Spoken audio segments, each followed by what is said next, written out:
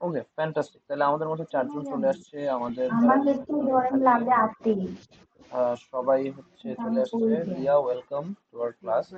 তো সবাই একটু মিউট করবেন। লিয়াকে আমরা শুনতে পাচ্ছি। লিয়া একটু মিউট করেন। আমরা লিয়া শুনতে পাচ্ছেন আমাদেরকে?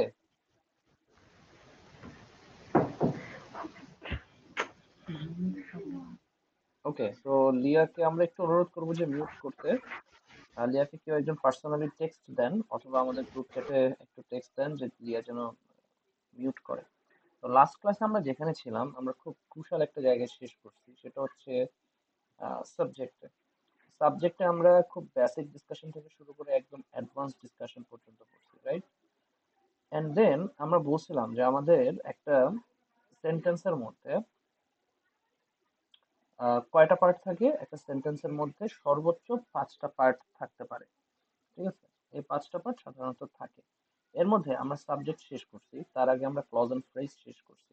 আজকে আমরা মূলত বাকি যে 4টা পার্ট, এই 4টা পার্ট যতটুকু পর্যন্ত পারি শেষ করার ট্রাই করব। আমি জানি না আসলে আমরা কতটুকু পর্যন্ত যাইতে পারবো, বাট আমরা সাবজেক্টের পর থেকে শুরু করব। তো অবজেক্ট, আজকে আমরা মূলত দেখব যে একটা সেন্টেন্সের মধ্যে অবজেক্ট জিনিসটা কিভাবে ফাংশন করে। আমরা যেহেতু একেবারে বেসিক থেকে শুরু করার কথা বলছি, সেহেতু আমরা একদম বেসিক থেকে শুরু করব, বাট বেসিকের মধ্যেখানেই আমরা অ্যাডভান্স গ্রামার ডিসকাশনে প্রবেশ করব। ওকে, তাহলে অবজেক্ট, অবজেক্ট থেকে আজকে আমাদের ডিসকাশনটা শুরু হচ্ছে। অবজেক্ট বলতে আসলে আমরা ঠিক কি বুঝি? অবজেক্ট আসলে কি?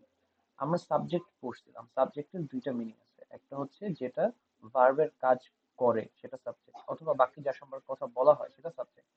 Object on the other hand, ভার্বের কাজ যার উপর এসে পড়ে বা যে ভার্বের কাজটাকে গ্রহণ করে, যে ভার্বের কাজটাকে রিসিভ করে, তাকে আমরা অবজেক্ট বলবো। এবং সবসময় মাথায় রাখবেন একটা বাক্যে একাধিক অবজেক্ট থাকতে পারে, এবং এই যে একাধিক অবজেক্ট থাকতে পারে এটাকে আমরা বলি ডিরেক্ট অবজেক্ট এবং ইনডিরেক্ট অবজেক্ট, ঠিক আছে? খুব সহজভাবে আমরা অবজেক্ট জিনিসটাকে বোঝার ট্রাই করি। প্রথমে আসেন একটা সেন্টেন্স দেখি, হি কট আ ফিশ। দেখেন, এখানে হিটা সাবজেক্ট আমরা খুব ভালোভাবেই বুঝতে পারতেছি। হি কট আ ফিশ, সে ধরছে। তাহলে ধরার কাজটা কে করছে? সে। সেটা একটা সাবজেক্ট। এখন ধরছেটা কি? কোন জিনিসটাকে সে ধরছে? যে ধরার কাজটা, এইটা আসলে কার উপর এসে পড়ছে? কে ধরার কাজটাকে রিসিভ করছে এখান থেকে? ফিশ, তাই না? ফিশের উপর গিয়ে এই যে ধরা, কটের কাজটা গিয়ে পড়ছে, বা সে এই কটের যে অ্যাকশনটা এটাকে রিসিভ করছে কি? ফিশ। এই জন্য ফিশটা এখানে হচ্ছে অবজেক্ট। গেল এটা। আচ্ছা, এবার আরেকটা ইন্টারেস্টিং সেন্টেন্স, সেটা হচ্ছে he gave her the fish. সে তাকে ফিশটা দিল। দেখেন এখানে গেইভের কাজটা কিন্তু দুই জায়গায় গিয়ে পড়তেছে, একটা হচ্ছে ফিশের গায়ে, আর একটা হচ্ছে হারের গায়ে। তার কারণ কি? গিভ করছে ফিশটাকে, এবং গিভ করছে কাকে? হারকে। তাহলে এইখানে ডিরেক্ট এন্ড ইনডিরেক্ট অবজেক্টের ব্যাপার চলে আসে। তাহলে এখন আমরা একটু দেখার ট্রাই করি ডিরেক্ট এন্ড ইনডিরেক্ট অবজেক্ট আসলে কি। সবসময় মাথায় রাখবেন একটা একটা ভার্বকে, আবারও লিখে একটু মনোযোগ দিয়ে শুনুন। একটা ভার্বকে কিন্তু কোয়েশ্চেন করতে হবে। একটা ভার্বকে যখন আমি হোয়াট এবং হুম অথবা to whom or to what দ্বারা কোয়েশ্চেন করব, তখন আমি ডিরেক্ট এন্ড ইনডিরেক্ট অবজেক্ট পাবো। ইন আদার সেন্স আমরা তখন অবজেক্ট কি জিনিস সেটা পাবো। তাহলে ভার্বকে আমরা কি দ্বারা কোয়েশ্চেন করতে পারি? হোয়াট দ্বারা কোয়েশ্চেন করে, হুম দ্বারা কোয়েশ্চেন করে। আমরা খুব নর্মালি সাধারণত এই জিনিসটা পড়ি, তাই না? যে হোয়াট এবং হুম দ্বারা কোয়েশ্চেন করে আমরা মানে object pi. But it's not always what এবং হুম। টু হুম এবং টু হোয়াট দ্বারা কোয়েশ্চেন করেও কিন্তু আমরা অবজেক্ট পাই। তাহলে হোয়াট, হুম এবং টু হুম টু হোয়াট দ্বারা কোয়েশ্চেন করলে আমরা যেই অ্যান্সারটা পাই সেটাই একটা সেন্টেন্সের সাবজেক্ট অবজেক্ট হিসেবে ফাংশন করে। এখন একটু খেয়াল করেন, সরি। আচ্ছা, তাহলে এখন একটু খেয়াল করেন, কট, তাই না? আমি কটকে যদি হোয়াট এবং হুম দ্বারা কোয়েশ্চেন করি, কট হোয়াট, কি ধরেছে? আমি অ্যান্সার পাই এ ফিশ। তার মানে হোয়াটের অ্যান্সার দিচ্ছে আমার ভার্বটা, তার মানে এখানে ফিশটা হচ্ছে অবজেক্ট। সেকেন্ড সেন্টেন্সে আমি যদি গেভ কে কোয়েশ্চেন করি, গেভ টু হুম, কাকে দিয়েছে? To her. তাহলে হার অ্যান্সারটা কিন্তু আমরা পেয়ে যাই সেন্টেন্সের মধ্যে। তাহলে এই জিনিসটা হবে আমার আহ এইখানটার কি বলবো আমি এটা ইনডিরেক্ট অবজেক্ট। তার মানে আমরা ডিরেক্ট অবজেক্ট পাই কখন হোয়াট এবং হুম দ্বারা কোশ্চেন করলে, ইনডিরেক্ট অবজেক্ট পাই কখন টু হুম এবং টু হোয়াট দ্বারা কোশ্চেন করলে। একটু বিজি বিজি হয়ে গেছে, একটা ডিফারেন্ট কালার দিয়ে আপনাদেরকে দেখাই। ওকে, হলুদ কালার। তার মানে আমি ডিরেক্ট অবজেক্ট পাবো টু হুম হোয়াট এবং হুম দ্বারা কোশ্চেন করে, ইনডিরেক্ট অবজেক্ট পাবো টু হুম টু হোয়াট দ্বারা কোশ্চেন করে। ওকে, তো গেল আমাদের এই এই ডিসকাশন। এবার আমরা অবজেক্টের ব্যাপারে কিছু আরো অ্যাডভান্স লেভেলের কিছু গ্রামার শেখার ট্রাই করবো। লাস্ট ক্লাসে যেরকম আমরা সাবজেক্ট সম্পর্কে শিখছি এরকম শিখেছিলাম এরকম। তাহলে দেখেন অবজেক্ট আই ওয়ান্ট রহিম, এই সেন্টেন্সটাতে আই হচ্ছে সাবজেক্ট, ওয়ান্ট হচ্ছে ভার্ব এবং আই ওয়ান্ট হোয়াট, অথবা আই ওয়ান্ট হুম। হ্যাঁ, ভার্বকে যদি আমি হোয়াট এবং হুম দ্বারা কোয়েশ্চেন করি তাহলে আমি কি পাবো? হুম দ্বারা যদি হোয়াট দ্বারা কোয়েশ্চেন করলে আমি এখানে কিছু পাই না। হোয়াট তো সাধারণত অবজেক্টকে অথবা কোনো ফিজিক্যাল অবজেক্টকে কোয়েশ্চেন করা হয় হোয়াট দিয়ে। তো এখানে রহিম আছে, তাহলে আমি যদি হুম দ্বারা কোয়েশ্চেন করি I want whom, I want Rahim, তাহলে রহিমটা কিন্তু এখানে অবজেক্ট হিসেবে ফাংশন করতেছে। তো এইভাবে একটা বাক্যের মধ্যে অবজেক্ট খুঁজে পাওয়া যায় এবং ব্যবহার করতে হয়। এবার আসেন আমাদের যে গ্রামার অবজেক্ট রিলেটেড সাবজেক্টের মতোই, সাবজেক্টে আমরা যেরকম পড়ছিলাম যে সাবজেক্টের জায়গায় যে পার্টস অফ স্পিচ বসবে এটা অলওয়েজ নাউন হতে হবে অথবা প্রোনাউন হবে। অলওয়েজ নাউন এবং প্রোনাউনের বাইরে সাবজেক্টে অ্যাডজেক্টিভ, অ্যাডভার্ব এগুলো বসতে পারে না। তাহলে অবজেক্টের ব্যাপারেও জিনিসটা সিমিলার।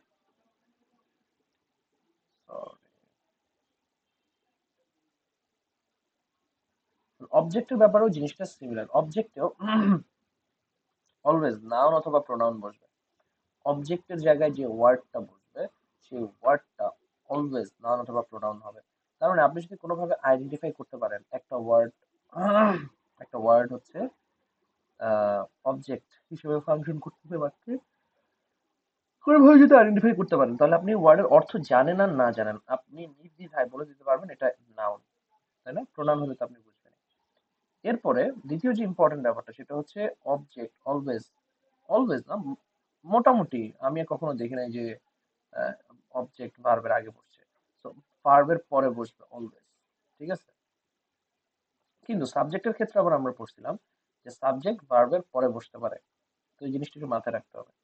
আচ্ছা, এবার ঠিক সাবজেক্টের মধ্যে সাবজেক্টে যেমন একটা ক্লজ এবং ফ্রেজ হতে পারে, অবজেক্টও ঠিক একই রকম ভাবে একটা ক্লজ, পুরো একটা ফ্রেজ একটা অবজেক্ট হিসেবে বাক্যে ব্যবহৃত হতে পারে। এবং সেক্ষেত্রে যেহেতু অবজেক্টের জায়গাটা নাউনের জায়গা, সেহেতু ওই যে ক্লজটা এবং ওই যে ফ্রেজটা যেটা অবজেক্ট আকারে ব্যবহার হচ্ছে এটাকে আমরা নাউন ক্লজ অথবা নাউন ফ্রেজ আকারে আখ্যায়িত করি। আচ্ছা, এবার আমরা একটা একটা করে আমরা উদাহরণগুলা দেখার চেষ্টা করি। হুম?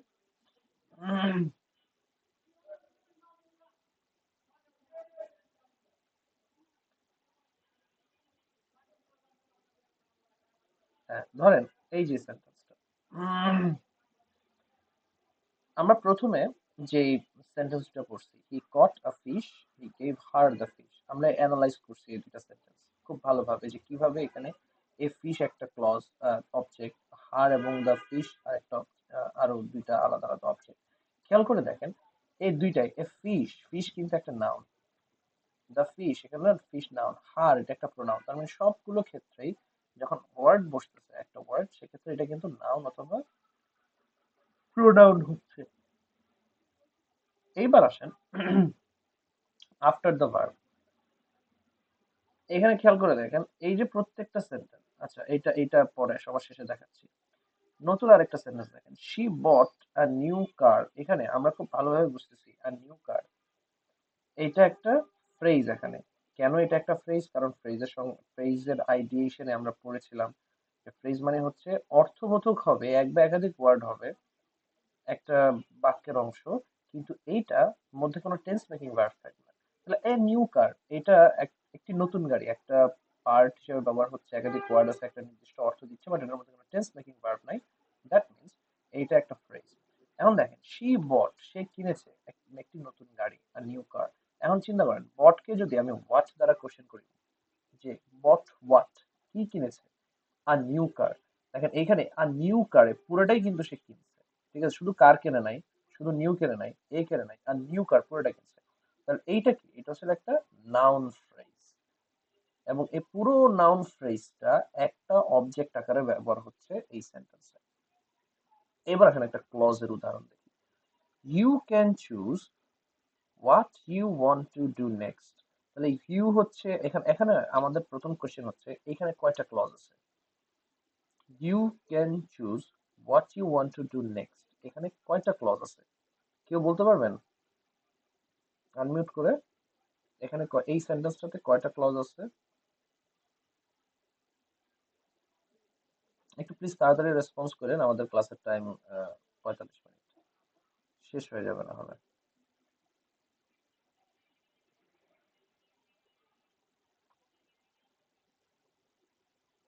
ওকে, so time time is up, এখন আর সময় দরকার নাই, আপনারা অনেক লেট করে ফেলছেন। You can choose what you want to do next, এইটা দ্বারা যেটা মানে এইখানে ভার্ব আছে। আমাকে প্রথমে দেখতে হবে ক্লজ যদি আইডেন্টিফাই করতে হয়, খুব মনোযোগ দিয়ে শোনেন। যদি আমাকে ক্লজ আইডেন্টিফাই করতে হয় সবার আগে দেখতে হবে যে এখানে কয়টা ভার্ব আছে। তাহলে আমরা দেখি যে এখানে কয়টা ভার্ব আছে। আমি খুব সহজেই বুঝতে পারছি চুজ একটা ভার্ব, কারণ আমরা জানি এটা একটা ভার্ব। ওয়ান্ট একটা ভার্ব, তার মানে খুব সহজে আমরা বুঝতে পারতেছি এখানে দুইটা ক্লজ আছে, কারণ দুইটা ভার্ব আছে। যতটা ভার্ব ততটা clause, at the same time যতটা ভার্ব ততটা সাবজেক্ট। তাহলে আমি চুজের জন্য একটা সাবজেক্ট থাকবে, ওয়ান্টের জন্য একটা সাবজেক্ট থাকবে। তাহলে চুজের জন্য সাবজেক্ট কোনটা? চুজের জন্য সাবজেক্ট হচ্ছে ইউ। ওয়ান্টের জন্য সাবজেক্ট কোনটা? ইউ। ঠিক আছে, তার মানে আমি সাবজেক্ট পেয়ে গেলাম, ভার্ব পেয়ে গেলাম, ক্লজ পেয়ে গেলাম। You can choose what you want to do next, তার মানে সবকিছু আমি পেয়ে গেছি। নট অনলি দ্যাট, আমি কিন্তু আরো একটা জিনিস পাইছি। সেই জিনিসটা কি? আরেকটা জিনিস পাইছি হচ্ছে কোনটা সাবঅর্ডিনেট ক্লজ এবং কোনটা আমার প্রিন্সিপাল ক্লজ। তাহলে এইখানে সাবঅর্ডিনেট ক্লজ এবং প্রিন্সিপাল ক্লজ এটা কোনটা কেউ বলতে পারবেন? আবারও একটু তাড়াতাড়ি রেসপন্স করতে হবে, লম্বা সময় নেই আমাদের হাতে, তাড়াতাড়ি আমাদের মেইন ক্লাসটা শেষ করে পরে আমরা অন্যান্য ক্লাসগুলো মানে অন্য আরেকটা লিংকে আমরা ডিসকাশন করতে পারবো। একটু তাড়াতাড়ি বলেন যে you can choose what you want to do next এর মধ্যে কোনটা প্রিন্সিপাল ক্লজ, কোনটা সাবঅর্ডিনেট ক্লজ?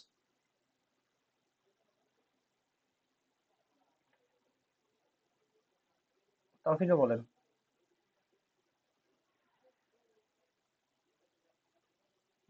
ওকে, সো টাইমস আপ, আর বলার দরকার নেই।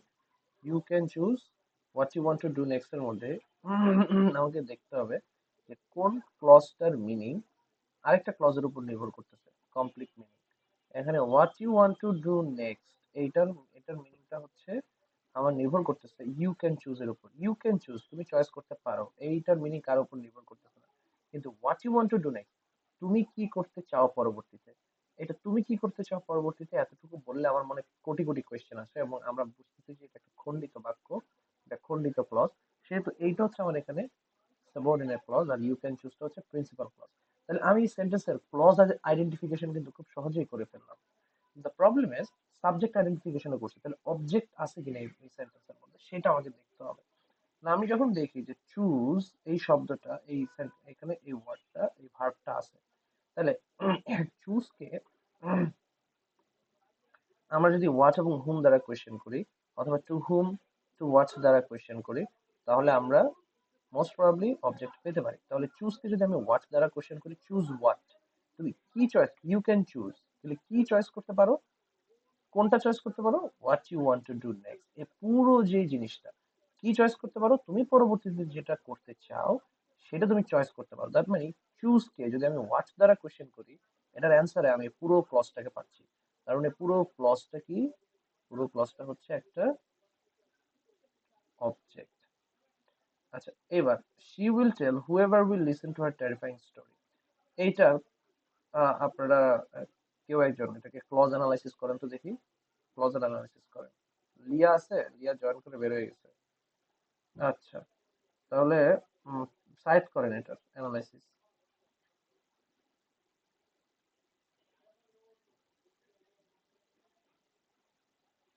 স্লাইড অ্যানালাইসিস করতে পারবেন? ভাই আপনারা যদি অ্যানালিসিস করতে না পারেন তাও তো একটু বলেন যে হ্যাঁ ভাই করতে পারবো না, মানে আমি তো বুঝতেছি না যে আপনারা আমার কথা শুনতেছেন, সবাই আমার কথা শুনতেছেন তো নাকি? জি ভাই, শুনতে। তাহলে একটু রেসপন্স করতে হবে তোরে ভাইয়ারা। আচ্ছা ঠিক আছে, তাহলে আমি আর জিজ্ঞেস করবো না আপনাদেরকে কিছু। She will tell whoever will listen to her terrifying story. এখানেও খেয়াল করেন একদম সেম প্যাটার্নে আপনার সেম প্যাটার্নেই কিন্তু এই সেন্টেন্সটা লেখা আছে। তো এটা আপনাদের একটা হোমওয়ার্ক। আমি নেক্সট ক্লাসে এই সেন্টেন্সটার ক্লজাল আইডেন্টিফিকেশন হচ্ছে আমি আপনাদের থেকে নিব, and at the same time এখানে অবজেক্ট কিভাবে আমরা বুঝতে পারি কোনটা কোনটা অবজেক্ট, এই সব বুঝবো। তো আপনারা এই জিনিসটা মাথায় রাখবেন। তাহলে আপনারা বুঝতে পারলেন যে অবজেক্ট জিনিসটা কিভাবে ফাংশন করে, আই গেস বুঝতে পারছেন। এবার আসেন সেন্টেন্স কমপ্লিমেন্ট। তাহলে আমাদের ৩ নাম্বার যে ব্যাপারটা ছিল আমাদের একটা সেন্টেন্সের পার্ট হিসাবে, সেটা হচ্ছে কমপ্লিমেন্ট। আমরা সাবজেক্ট জানলাম, আমরা অবজেক্ট জানলাম, এখন আমরা কমপ্লিমেন্ট একটা বাক্যে থাকে সেটা কিরকম আমরা এটা দেখার ট্রাই করব। প্রথমেই বুঝতে হবে যে কমপ্লিমেন্ট মানে কি। কমপ্লিমেন্ট মানে যেটা সাবজেক্ট এবং অবজেক্টের অর্থকে পূর্ণ করে, সেই জিনিসটার নাম হচ্ছে কমপ্লিমেন্ট। তাহলে খেয়াল করেন, সাবজেক্ট এবং অবজেক্ট দুইটাই ভার্বের সাথে রিলেটেড ছিল, তাই না? বাট কমপ্লিমেন্ট এটা সাবজেক্ট এবং অবজেক্টের সাথে রিলেটেড, এটা কিন্তু ভার্বের সাথে রিলেটেড না কমপ্লিমেন্ট। ঠিক আছে? এখন একটা মাথায় রাখতে হবে যে কমপ্লিমেন্ট শব্দটা একদম সেম উচ্চারণে বাট ভিন্ন বানানে ব্যবহার হয়। একটা হচ্ছে কমপ্লিমেন্ট আই দিয়ে, আরেকটা হচ্ছে কমপ্লিমেন্ট ই দিয়ে। আমরা যেটা ব্যবহার করছি সেটা হচ্ছে ই দিয়ে, কমপ্লিমেন্ট এটা, ঠিক আছে? কমপ্লিট থেকে আসছে কমপ্লিমেন্ট। তো যেটা সাবজেক্ট এবং অবজেক্টের অর্থকে পূর্ণ করে সেটা হচ্ছে কমপ্লিট করে, সেটা হচ্ছে আমাদের কমপ্লিমেন্ট। আর কমপ্লিমেন্ট মানে হচ্ছে প্রশংসা। আমরা কিন্তু কমপ্লিমেন্ট নিয়ে কথা বলতেছি না, কমপ্লিমেন্ট নিয়ে কথা বলতেছি। ওকে, তাহলে সাবজেক্ট এবং অবজেক্টের অর্থকে কিভাবে পূরণ করে আমি যদি একটু দেখি, তাহলে দেখেন আমরা একটা সেন্টেন্স বলছি, দ্য বুক ইজ ফ্যান্টাস্টিক, বইটা অসাধারণ। তাহলে দেখেন এইখানে আমরা বুঝতেছি যে দ্য বুক এইটা হচ্ছে একটা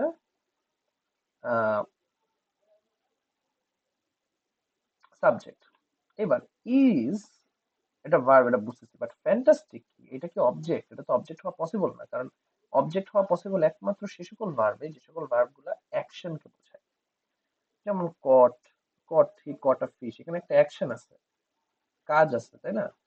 ইজ এর তো কোনো কাজ নাই। তাহলে ইজ এর কাজ যে নাই, তাহলে এই ফ্যান্টাস্টিক কিন্তু অবজেক্ট হিসেবে পড়তেছে না। তাহলে এটা বাক্যের কোন পার্ট? এটা এই পার্টটা বাক্যে কি হিসেবে ব্যবহার হচ্ছে? এই পার্টটা বাক্যে কমপ্লিমেন্ট হিসেবে ব্যবহার হচ্ছে। কেন এটা কমপ্লিমেন্ট এখানে ব্যবহার করা হচ্ছে? তার কারণ এটা সাবজেক্টের অর্থকে পরিপূর্ণ করতেছে। বুঝতেছেন কিভাবে?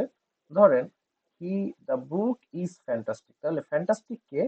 ফ্যান্টাস্টিক হচ্ছে দ্য বুকটা।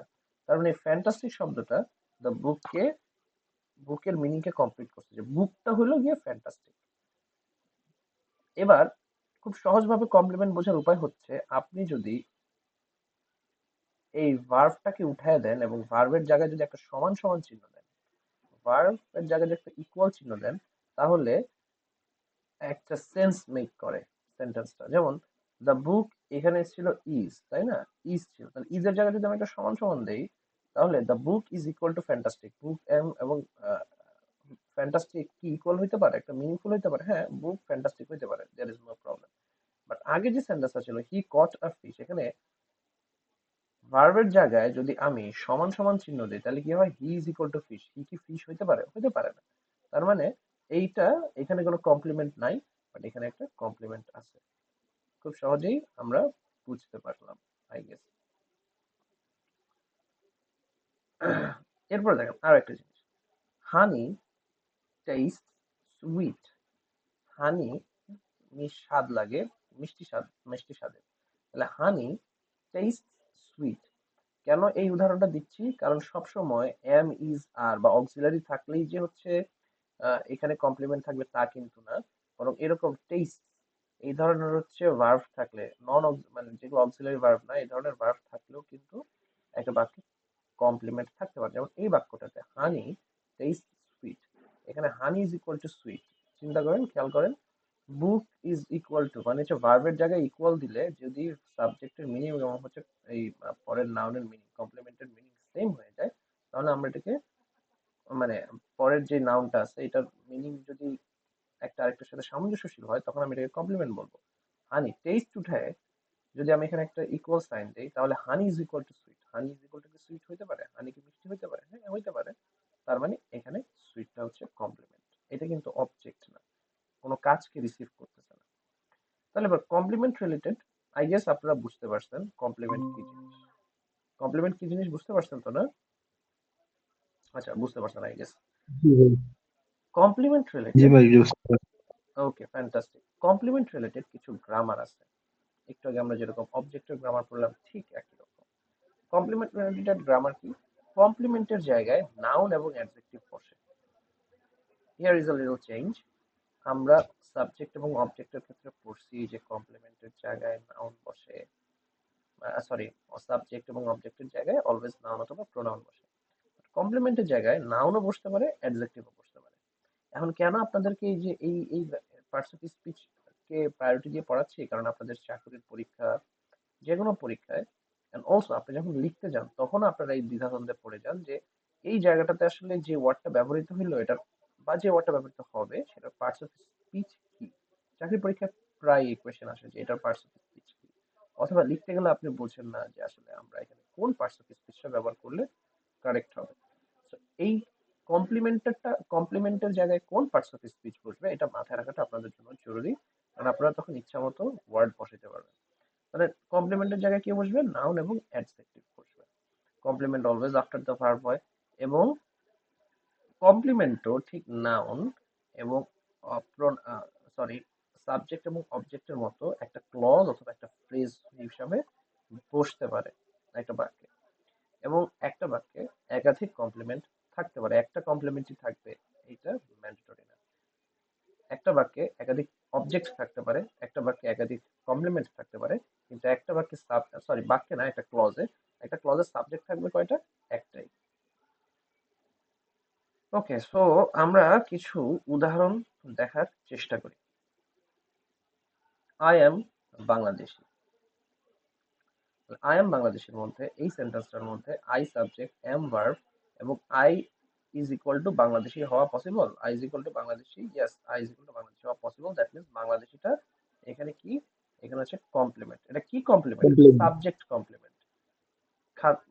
খেয়াল রাখেন কিন্তু আমরা এতক্ষণ পর্যন্ত সাবজেক্ট কমপ্লিমেন্টের উদাহরণ দেখছি। বুঝতে পারছেন? সাবজেক্ট কমপ্লিমেন্টের উদাহরণ দেখছি অলওয়েজ। মানে সাবজেক্টের অর্থকে কমপ্লিট করতেছে। আচ্ছা, শি ইজ বিউটিফুল। শি কেমন? Beautiful. She is equal two beautiful হইতে পারে, হ্যাঁ হইতে পারে। তার মানে এখানে ইজ এবং হচ্ছে এটা কিসের অর্থকে করতেছে? শি, বিউটিফুলটা এখানে কমপ্লিমেন্ট আকারে, সাবজেক্ট কমপ্লিমেন্ট আকারে ব্যবহার হচ্ছে। খেয়াল করে দেখেন, বাংলাদেশি এটা কি? এটা একটা নাউন। বিউটিফুল এটা কি? একটা অ্যাডজেক্টিভ। তার মানে আমি দুইটা উদাহরণই দেখলাম যে কিভাবে একটা নাউন এবং অ্যাডজেক্টিভ দুইটাই ব্যবহার হচ্ছে কমপ্লিমেন্ট আকারে। হানি টেস্ট সুইট, এখানে সুইটটাও কিন্তু অ্যাডজেক্টিভ, তাই না? সুইটও যেহেতু অ্যাডজেক্টিভ সেহেতু আমরা বুঝলাম যে কমপ্লিমেন্টের জায়গায় কিভাবে অ্যাডজেক্টিভ ব্যবহার হয়। এবার আসেন, এটা খুবই ইন্টারেস্টিং একটা example. The weatherman must be wrong about today's forecast.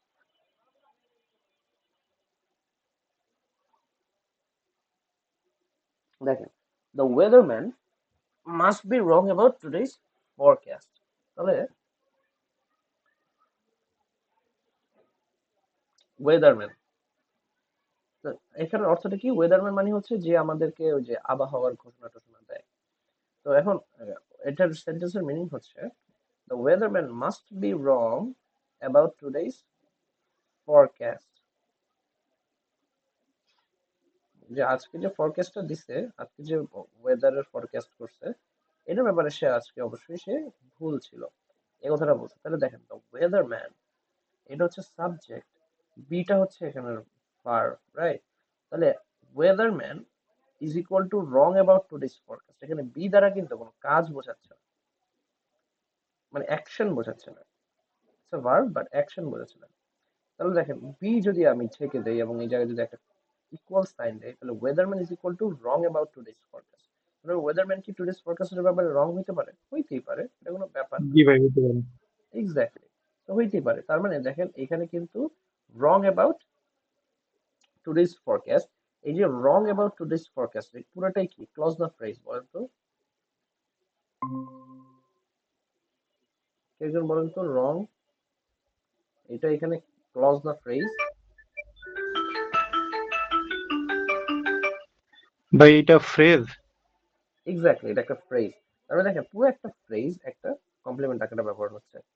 The problem is that you never think before you speak. দেখেন এইখানে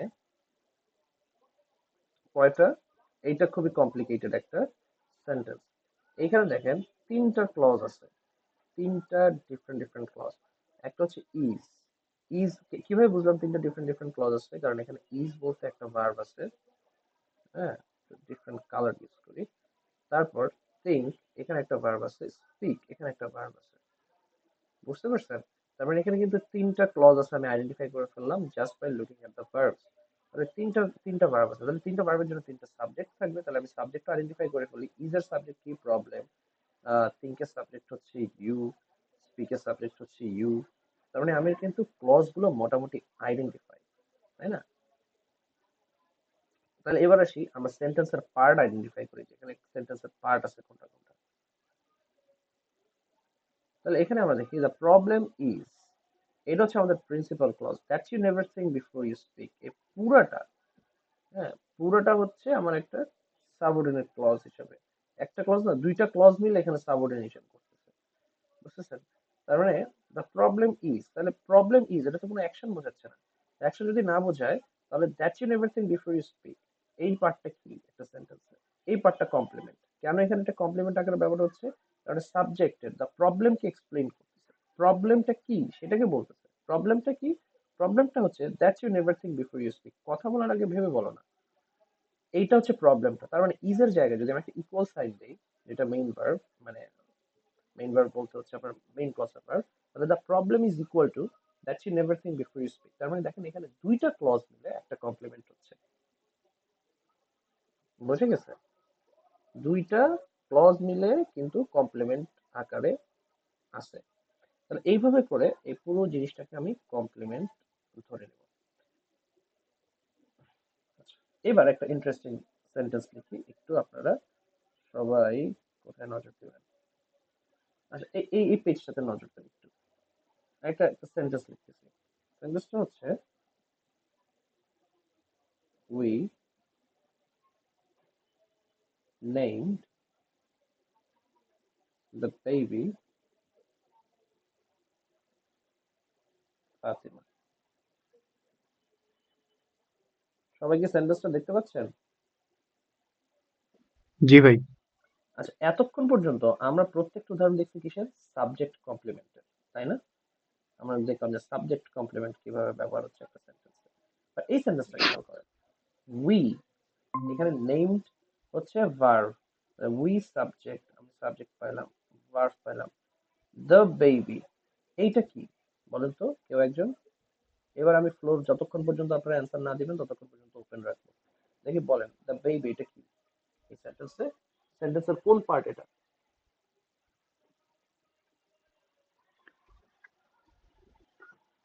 সাবজেক্ট অবজেক্ট, সেন্টেন্সের কোন পার্ট? ভাই অবজেক্ট এটা। অবজেক্ট বলছে অন্তু, তাই না? জি ভাই। হ্যাঁ, আর কারো কোনো অপিনিয়ন আছে এই ক্ষেত্রে?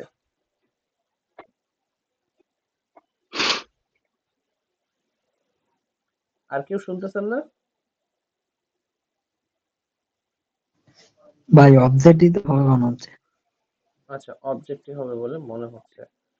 সাইয়েদ আর তৌফিকে কি কি মনে হয়, অবজেক্ট?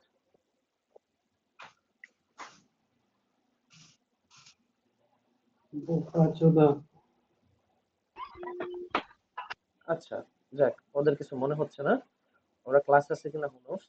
বাট এটা অবজেক্ট। এটা অবজেক্ট কেন? কেউ বলতে পারবেন কেন এটা অবজেক্ট? অন্তু এবং আর কে, শুভ মনে হয় এটা, নাকি কে জয়েন করলেন আমি খেয়াল করিনি। ভাই এই ভার্বের পরে সাধারণত মানে সাবজেক্টকে ভাই এটা সঠিক রুলসটা মনে নাই, কিন্তু মনে আচ্ছা, হইলো ভাই এটা ব্যাপারটা হচ্ছে obvious। যে নেমড আমরা একটু আগে কি করছি, ভার্ব। ভার্বকে যদি আমরা হোয়াট, হুম, টু হুম দ্বারা কোয়েশ্চেন করি, তাহলে আমরা ডিরেক্ট ইনডাইরেক্ট অবজেক্ট পাই, অবজেক্ট পেয়ে যাই আমরা। তাহলে ভার্বকে যদি আমরা হোয়াট দ্বারা কোয়েশ্চেন করি, নেম হোয়াট, কোন জিনিসটার নাম রাখছে, নেম মানে কি নাম রাখা, এখানে নেম শব্দটার অর্থ হচ্ছে নাম রাখা, তাহলে কোন জিনিসটার নাম রাখছে, দ্য বেবি, তাহলে নাম রাখছে কিসের, বেবি। তার মানে এখানে হোয়াট কোয়েশ্চেনের ভার্বকে যদি আমি হোয়াট দ্বারা কোয়েশ্চেন করি, সেটা অ্যান্সার এক্সিস্ট করতেছে সেন্টেন্সে, করতেছে, অ্যান্সারটা কি, the baby, named what, named the baby. তাহলে খেয়াল করেন, দ্য বেবিটা আমার এখানে যে অবজেক্ট, এটা আমি বুঝতে পারলাম by questioning the main verb named, ঠিক আছে। তাহলে এটা নেম ভার্ব। তাহলে ফাতিমাটা কি, we name the baby Fatema মানে কি, মানে হচ্ছে আমরা বাচ্চাটার নাম রাখলাম ফাতেমা। তাহলে এখন খেয়াল করেন, এই যে ফাতেমা, ফাতেমা একটা নাউন হিসেবে এক্সিস্ট করতেছে এই সেন্টেন্সে, বাট এটা তাহলে এই পার্টটা কি পার্ট, আমি সাবজেক্ট পেলাম, ভার্ব পেলাম, অবজেক্ট পেলাম, এইটা কি, এইটা হচ্ছে ইন্টারেস্টিংলি আমার কমপ্লিমেন্ট, এটা হচ্ছে অবজেক্ট কমপ্লিমেন্ট, বুঝছেন, এটা হচ্ছে অবজেক্ট কমপ্লিমেন্ট, সংক্ষেপে সংক্ষেপে দেখলাম অবজেক্ট, এইটা হচ্ছে আমার অবজেক্ট কমপ্লিমেন্ট। এতক্ষণ পর্যন্ত আমরা সাবজেক্ট কমপ্লিমেন্টের উদাহরণ দেখছি, তাহলে কিভাবে এটা অবজেক্ট কমপ্লিমেন্ট, তাহলে দেখেন, নামটা রাখছি কার, baby is equal to Fatema, তাই না, baby is equal to Fatema. তাহলে এখন এই যে ফাতেমা ওয়ার্ডটা, এই ফাতেমা ওয়ার্ডটা কার মিনিং কে কমপ্লিট করতেছে, বেবির মিনিং কে, তাই না, জি ভাই। এক্স্যাক্টলি স্যার, উই এর মিনিং কে কিন্তু কমপ্লিট করতেছে না, খেয়াল করুন, এতক্ষণ পর্যন্ত আমরা দেখছি যে সাবজেক্টের মিনিং কে কমপ্লিট করছে, তার মানে বেবির নামটা কি, নামটা হচ্ছে ফাতেমা, মানে এই যে কারণে এটা হচ্ছে object complement, we named the baby Fatema. I guess আপনারা বুঝতে পারছেন কিভাবে subject and object complement function করে। ভাই এইখানে ভাই এইখানে ফাতেমা কি এক্সটেনশন হিসেবে ইউজ হইতে পারে? না, ফাতেমা এক্সটেনশন হিসেবে ইউজ হতে পারে না। এখন আসলে আমরা এক্সটেনশনে যাব, কারণ আমাদের যেহেতু মোটামুটি সাবজেক্ট কমপ্লিমেন্ট এবং হচ্ছে অবজেক্ট পড়া হয়ে গেছে, তাহলে আমাদের বাকি আছে জি। দুইটা, একটা হচ্ছে ভার্ব আর হচ্ছে কমপ্লিমেন্ট, এক্সটেনশন। ভাই এই যে এই ভার্ব এবং লাস্ট সেন্টেন্সটার ভাই লাস্ট সেন্টেন্সটার অবজেক্ট, এই অবজেক্টিভ কমপ্লিমেন্ট যেটা, এটা আরেকবার একটু বলবেন ভাই প্লিজ। আচ্ছা, ওকে, সমস্যা নেই, বলতেছি। ব্যাপারটা হচ্ছে আমরা তো এতটুকু পর্যন্ত বুঝছি যে দ্য বেবি এইটা হচ্ছে অবজেক্ট এই সেন্টেন্সের, তাই না? জি ভাই। আচ্ছা, তাহলে আমার আরেকটা ওয়ার্ড তো বাকি আছে, আমি তো বাক্যের প্রত্যেকটা ওয়ার্ডকেই বিবেচনা করতে হবে যেটা কোন পার্টে পড়তেছে। তাহলে উই শব্দটা, এইটা সাবজেক্ট পার্টে পড়ছে, এটা আমি বুঝছি। নেম শব্দটা ভার্ব পার্টে পড়ছে, আমি বুঝছি। দ্য বেবি এটা অবজেক্ট পার্টে পড়ছে, আমি বুঝছি। তাহলে ফাতেমা কোন পার্টে পড়ছে, এইটা কি, এইটাকে আমরা বলতেছি অবজেক্ট কমপ্লিমেন্ট। কেন এটাকে অবজেক্ট কমপ্লিমেন্ট বলতেছি, তার কারণ এইটা দ্য বেবি, বেবিটা কে, এইটা সম্পর্কে আমাকে জানাচ্ছে। দ্য বেবির যে মিনিংটা, সেই মিনিং কে কমপ্লিট করতে, বেবির নামটা কি রাখছি আমি, Fatema, baby is equal to Fatema, ওই যে আবার ইকুয়াল টু ফর্মুলেশনে চলে যাবেন, যে যেটার সাথে যেটা ইকুয়াল হয় সেটার complement. We is equal to baby হয়, হয় না, তার মানে এখানে কোনো সাবজেক্ট কমপ্লিমেন্ট নাই। Baby is equal to Fatema হয়, exactly, baby is equal to Fatema হয়। That's what I am telling by this sentence, যে আমরা বেবিটার নাম রাখছি ফাতেমা, দ্যাট মিনস এখানে অবজেক্টের যে মিনিংটা, অবজেক্টের যে অর্থটা, এইটাকে কমপ্লিট করতেছে দ্য ওয়ার্ড ফাতিমা। দ্যাটস এটা একটা অবজেক্ট কমপ্লিমেন্ট, বুঝতে পারছেন? জি ভাই, বুঝতে পারছি। ওকে, তাহলে এবার হচ্ছে আমাদের সবচেয়ে গুরুত্বপূর্ণ ব্যাপার হচ্ছে ভার্ব, ঠিক আছে, ভার্ব আর এক্সটেনশন। তো ভার্বটা আজকের ক্লাসে আমরা ধরবো না, কারণ ভার্বটা একটু লম্বা ডিসকাশন আজকের ক্লাসে, এমনিতে আমরা কিছু জটিল জিনিস করছি, দ্যাটস ওয়াই ভার্বটাকে আজকে আমরা অ্যাভয়েড করবো, বাট আমরা এক্সটেনশনে চলে যাই। তাহলে আমাদের বাকি চারটা পার্টি পড়া হবে, নেক্সট ক্লাসে আমরা ভার্বটাকে একদম ভেজে খেয়ে ফেলবো। তাহলে এক্সটেনশনে আসেন, এক্সটেনশনে আমরা কি দেখতে পাচ্ছি, অথবা আজকের ক্লাসে আমরা এই ভার্ব শেষ করতে পারি যদি আপনারা চান। এক্সটেনশন মানে কি, এক্সটেনশন মানে হচ্ছে anything that extends the meaning of something, it might be clause, phrase and adverb. বাক্যের কোনো একটা পার্টের মিনিংকে যে এক্সটেন্ড করে, সেইটাই এক্সটেনশন। এর চেয়ে সহজ চিন্তা হচ্ছে, যে জিনিসটা বাক্যের সাবজেক্ট না, যে জিনিসটা বাক্যের ভার্ব না, যে জিনিসটা বাক্যের অবজেক্ট না, যে জিনিসটা বাক্যের কমপ্লিমেন্ট না সেই জিনিসটাই এক্সটেনশন। মানে ওই যে বাকি যে চারটা ভার্ব, সাবজেক্ট, অবজেক্ট এবং কমপ্লিমেন্ট, এর বাইরে বাক্যে যা কিছু থাকবে সবকিছুই এক প্রকার এক্সটেনশন। বুঝতে পারছেন এক্সটেনশন মানে কি? দেখো যেমন জি ভাই। হুম অ্যাজ উই, দেখেন একটা সেন্টেন্স দেখেন, শি ওয়াকড স্লোলি। এখানে স্লোলিটা হচ্ছে একটা এক্সটেনশন। এক্সটেনশন আবার ডিফারেন্ট ডিফারেন্ট টাইপের এক্সটেনশন আছে, ঠিক আছে? এক্সটেনশন আবার different different parts of speech হইতে পারে, that's a very different thing, but আমরা অ্যাজ আ পার্ট হিসাবে পড়তেছি যে এই পার্টটা। তাহলে শি ওয়াকড, তাহলে এই স্লোলিটা কি রে ভাই? স্লোলিটা কি? স্লোলিটা অবশ্যই সাবজেক্ট না, ভার্বও না, কারণ আমি সাবজেক্ট হচ্ছে শি পেয়ে গেছি, ভার্ব হচ্ছে এখানে ওয়াকড পেয়ে গেছি। তাহলে এটা কি? এটা কি হইতে পারে? কমপ্লিমেন্ট অথবা অবজেক্ট হওয়া বাকি আছে। তাহলে এটা কি অবজেক্ট? অবজেক্ট তো জীবনেও হবে না, কারণ স্লোলি এটা হচ্ছে অ্যাডভার্ব, তাই না? স্লোলি আমরা দেখে বুঝতে পারতেছি এটা এলওয়াই আছে এবং আমরা জানি স্লোলি ওয়ার্ডটা একটা অ্যাডভার্ব।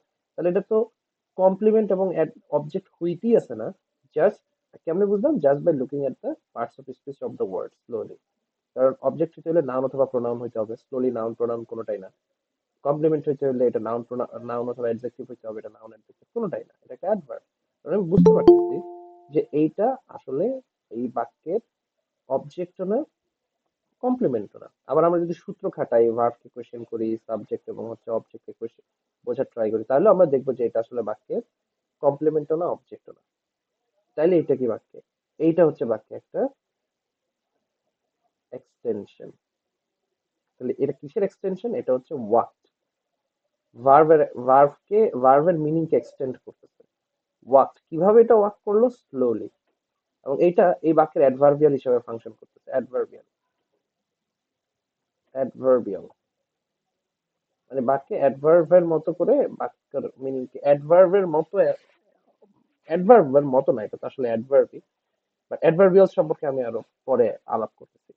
বাক্যে সব একটা বাক্যে মাথায় রাখবেন সবচেয়ে বেশি যেই এক্সটেনশনটা ব্যবহার হয় সেটা হচ্ছে অ্যাডভার্বিয়াল, মানে যেটা অ্যাডভার্বের মতো করে অর্থ দেয়। আচ্ছা দেখেন, I went home because I was tired. I went home, I went home, আইটা কি বাক্যে? আই সাবজেক্ট, ওয়েন্ট, আচ্ছা এখানে প্রথম কথা হচ্ছে আমার এখানে দুইটা ক্লজ আছে, রাইট? আই ওয়েন্ট হোম এটা একটা clause, because I was tired এটা আরেকটা ক্লজ, তাই তো? বুঝতে পারলাম আমরা। এবং বিকজ আই ওয়াজ টায়ার্ড এটা হচ্ছে আমার সাবঅর্ডিনেট ক্লজ। কেন এটা সাবঅর্ডিনেট ক্লজ? কারণ তার সাথে ক্লজ মার্কার আছে বিকজ। আর আই ওয়েন্ট হোম এটা হচ্ছে আমার প্রিন্সিপাল ক্লজ। বুঝে গেলাম আমি পুরো জিনিসটা। তাহলে আই ওয়েন্ট হোম, আই হচ্ছে এখানে সাবজেক্ট, ওয়েন্ট হচ্ছে ভার্ব, এবং আই ওয়েন্ট ওয়্যার হোম, ঠিক আছে? হোম, হোমটা কি এখানে? হোমটাও কিন্তু এখানে আহ, কি বলে, একটা এক্সটেনশন হিসেবে ফাংশন করতেছে, প্লেস বোঝাচ্ছে হোম।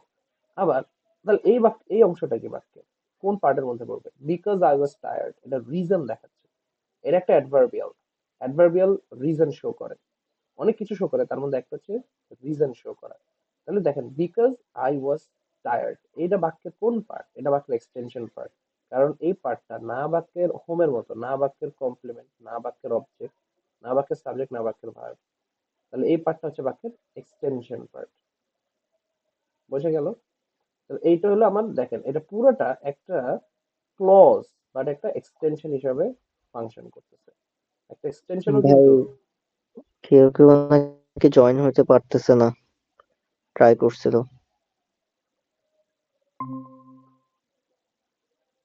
কেউ কেউ জয়েন হতে পারতেছে না কেন? সবাইকেই তো জয়েন করানোর কথা। সবাই জয়েন হয়েছে, 5 জন জয়েন আছে আমি সহ। Antu, Toufika and others. Toufika, Sayed, Lia join করছে। লিয়া আবার কেন জয়েন হতে পারলো না আমি জানি না।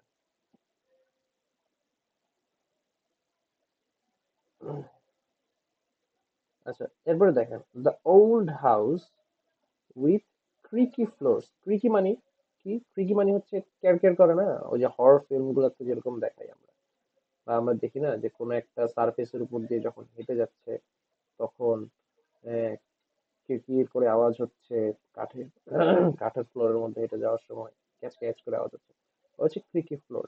তাহলে old house, old house with creaky floor, floor গুলো কি ক্রিকি, হাঁটলে ক্যাচ ক্যাচ করে শব্দ হয়। Old house, house with creaky floors. আমরা দেখতে পাইতেছি যে এইটা ক্রিকি ফ্লোরস, এইটা আসলে একটা অবজেক্ট, সরি, মানে এটা আসলে কোনো টেন্স মেকিং ভার্ব কন্টেইন করতেছে না। তার মানে এটা অবশ্যই একটা ফ্রেজ উইথ ক্রিকি ফ্লোরস, একটা ডিস্টিংক্ট মিনিং দিচ্ছে। হুম, তাহলে the old house with creaky floors. Okay, তো এখানটাতে খেয়াল করে দেখেন যে এই যে উইথ ক্রিকি ফ্লোরস, এটা কি করছে? এটা হাউসের যে মিনিং, হাউসের মিনিংকে এক্সটেন্ড করছে, তাই না? হাউসটা কেমন? হাউসটা হচ্ছে উইথ ক্রিকি ফ্লোরস।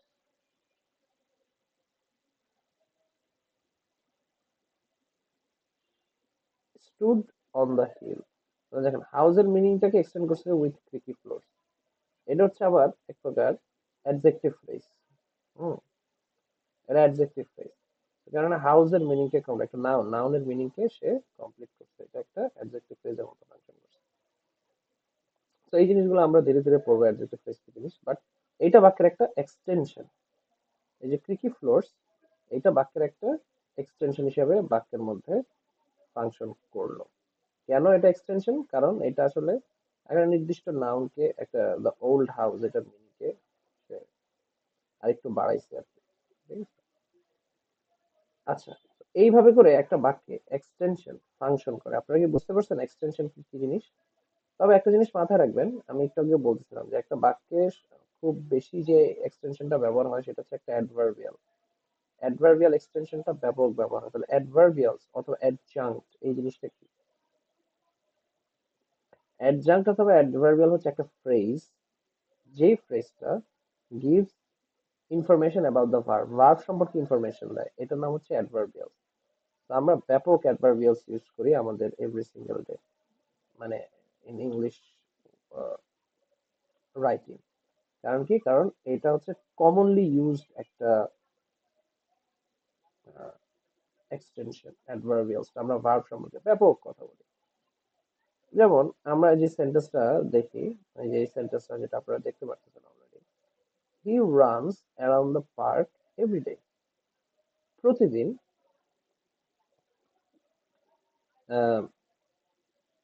পার্কের এখানে দৌড়ায়। তাহলে হি রানস, এটা হচ্ছে আমাদের এই বাক্যের ভার্ব, এটা হচ্ছে সাবজেক্ট। তাহলে অ্যারাউন্ড দ্য পার্ক এভরিডে, এটা কি? এই জিনিসটা কি? এই জিনিসটা তো অবশ্যই একটা ফ্রেজ, এটা তো কোনো ক্লজ না। অ্যারাউন্ড দ্য পার্ক এভরিডে, এটা ক্লজ না, প্রথমত একটা ফ্রেজ। দেখেন রানটা কোথায় রান করে, ও কি আমাকে একটা প্লেস বলতেছে না? আমরা যখন বেসিক পড়ছিলাম, অ্যাডভার্বের বেসিক, অ্যাডভার্বের বেসিক পড়ছিলাম না আমরা?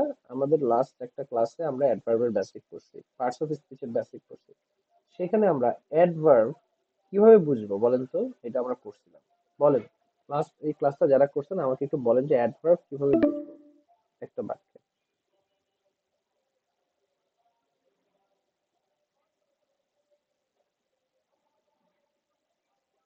বলতে পারবেন আমাকে কেউ? ভাই অ্যাডভার্ব ভার্বকে মডিফাই করে, অ্যাডজেক্টিভকে মডিফাই করে, পুরো সেন্টেন্সকে মডিফাই করে। হ্যাঁ, ফ্যান্টাস্টিক। বাট অ্যাডভার্ব কিসের মিনিং দেয়, কি ধরনের মিনিং দেয়? ভার্ব ভার্ব সম্পর্কে ভার্ব সম্পর্কে কি ধরনের মিনিং দেয়? একটা এমপিটি রুল, বলছিলাম এমপিটি রুল, বারবার বলছিলাম যে এমপিটি রুলটা মাথায় রাখবেন। ম্যানার, এম দিয়ে হচ্ছে ম্যানার, এটা লাস্ট ওইটাকে পড়াইছিলাম। ম্যানার, এম দিয়ে হচ্ছে ম্যানার, ঠিক আছে? পি দিয়ে কি? পি দিয়ে হচ্ছে প্লেস। প্লেস, হুম, আর টি দিয়ে কি? টাইম। টাইম। হ্যাঁ, ঠিক আছে। তার মানে একটা ভার্ব সংগঠনের ম্যানার, পদ্ধতি, কোন ম্যানারে এটা ঘটলো, ভার্ব সংগঠনের স্থান এবং ভার্ব সংগঠনের টাইম, এই তিনটা জিনিসকে অ্যাডভার্ব বোঝায়, এই ধরনের মিনিং দেয়। ঠিক আছে? আর ওর কাজটা হচ্ছে ভার্ব মডিফাই করা, অ্যাডজেক্টিভ, অ্যাডভার্ব এবং হচ্ছে পুরো সেন্টেন্সকে মডিফাই করা, এটা তো ওর কাজ। আর ওর মিনিংটা কি? মিনিংটা হচ্ছে ওর ম্যানার, প্লেস, টাইম, এই জিনিসগুলো সাধারণত বোঝায়। তাহলে দেখেন এইখানে এটা যে অ্যাডভার্ব এটা আমি কেমনে বুঝলাম, কারণ ভার্ব সংগঠনের প্লেস বোঝাচ্ছে, ঠিক আছে, ম্যানার বোঝাচ্ছে, ফ্রিকোয়েন্সি ফ্রিকোয়েন্সি বোঝাচ্ছে, এখানে ফ্রিকোয়েন্সি একটা ভার্ব সংগঠনের ফ্রিকোয়েন্সি, তাই না? সবসময় মাথায় রাখবেন ফ্রিকোয়েন্সি যে বোঝায়, এই ফ্রিকোয়েন্সিও কিন্তু আমাদের একটা অ্যাডভার্ব হিসাবে বাক্যে ব্যবহৃত হয়। তাহলে হি runs around the park every day, তার মানে পুরো জিনিসটাই কিন্তু একটা অ্যাডভার্বিয়াল বা অ্যাডভার্বের মতো মিনিং দিচ্ছে, তাই না? পুরো জিনিসটাই একটা ফ্রেজ হয়ে অ্যাডভার্বের মতো মিনিং দিচ্ছে, এবং ফ্রেজ হয়ে যেহেতু অ্যাডভার্বের মতো মিনিং দিচ্ছে সেহেতু আমরা এটাকে কি বলি, আমরা এটাকে বলি অ্যাডভার্বিয়াল। মনে থাকবে? তাহলে এই যে আমরা যে এক্সটেনশন ব্যবহার করি এর মধ্যে সবচেয়ে মোস্ট কমন হচ্ছে অ্যাডভার্বিয়াল। আরেকটা খুব কমন এক্সটেনশন আছে, খুব কমন এক্সটেনশন আছে, সেটা হচ্ছে অ্যাডজেক্টিভ ফ্রেজ।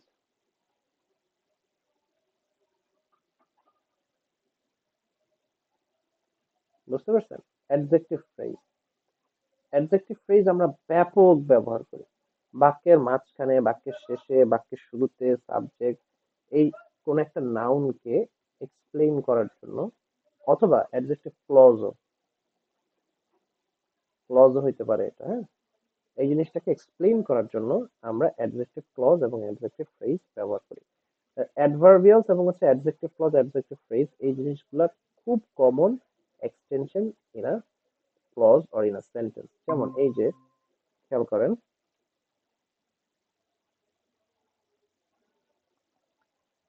আহ, এই যে এই সেন্টেন্সটা, হাউস উইথ ক্রিকি ফ্লোরস, এখানে উইথ ক্রিকি ফ্লোরস এই জিনিসটা কিন্তু হাউসের মিনিং কে এক্সটেন্ড করতে হবে। হাউস হচ্ছে একটা নাউন, নাউনটার মিনিং কে এক্সপ্লেইন করছে, নাউনকে মডিফাই করছে। হাউসটা কেমন, উইথ ক্রিকি ফ্লোরস, হাউসের একটা গুণাবলী সে এখানে এক্সপ্লেইন করছে, যে হাউসের গুণাবলী এক্সপ্লেইন করলো, এর কারণে এটা কিন্তু একটা অ্যাডজেক্টিভ ফ্রেজ হয়ে গেছে। তাহলে এই এক্সটেনশন দুইটা মাথায় রাখবেন সবসময়। অ্যাডভার্বিয়ালস যেগুলা অ্যাডভার্বের মতো করে অর্থ দিচ্ছে, যেগুলোকে আমরা অ্যাডজাংক্ট বলি অনেক ক্ষেত্রে, এবং আরেকটা হচ্ছে কি অ্যাডভার্বিয়াল অ্যাডজেক্টিভ ফ্রেজ এবং অ্যাডজেক্টিভ ক্লজ। এই এই এই দুই ধরনের যে পার্ট বা দুই ধরনের যে অংশ একটা বাক্যের, এই দুই ধরনের অংশগুলো কিন্তু বাক্যের ব্যাপক আকারে ব্যবহার হয় এক্সটেনশন হিসেবে। ওকে, এই হচ্ছে মোটামুটি আজকে আমাদের আহ, আহ, মানে সেন্টেন্সের পার্ট সম্পর্কে ডিসকাশন। আমাদের একটা গুরুত্বপূর্ণ ডিসকাশন বাকি আছে, সেটা হচ্ছে ভার্ব, এবং ভার্বের ডিসকাশনটা আসলে একটা লম্বা ডিসকাশন হওয়ার কারণে আমরা এটাকে আজকের ক্লাসে পড়তে চাচ্ছি না। বাট আপনারা যদি মনে করেন যে না আজকের ক্লাসে আপনারা আরো পড়বেন ভার্ব সম্পর্কে, তাহলে আপনারা বলতে পারেন, আমি পড়াইতে পারবো, কোনো সমস্যা নেই। পড়বেন আজকে?